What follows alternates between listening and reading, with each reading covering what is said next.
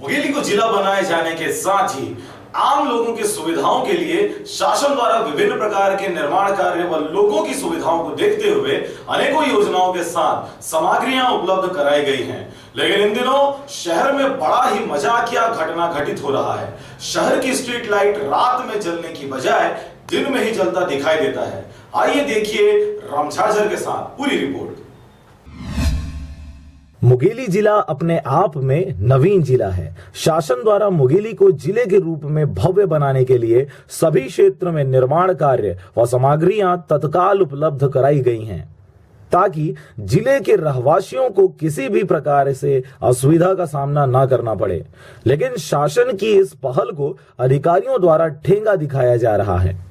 शहर की व्यवस्था बहुत ही लचर स्थिति में पहुंच चुकी है। पेयजल से लेकर तमाम जन सुविधा जैसी व्यवस्थाएं मजाक का रूप ले चुकी हैं। ताजा मामला है जिले में लगे स्ट्रीट लाइट का, जो रात में जलने के बजाय दिन में ही जलकर लोगों को रोशनी दिखाते नजर आ रहा है। और दूसरी ओर अधिकारी से लेकर कर्मचारी घोड़ा बेचकर गहरी नींद में सोए बेखबर नजर आ रहे हैं। आलम यह है कि रात में स्ट्रीट लाइट बंद होने से शहर में मवेशी तस्कर और चोरी जैसी घटनाएं आसानी से घटित हो रही है। साथ ही रहवासियों के साथ किसी भी समय अप्रिय दुर्घटना होने की संभावना बनी हुई है। लाइट दिन में जलता है, रात में नहीं जलता है।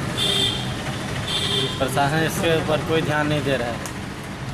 प्रशासन को ध्यान देना चाहिए इसके ऊपर, नगर पालिका को भी ध्यान देना चाहिए। और पेड़ वगैरह भी कटा नहीं है, सब वगैरह है रोड में।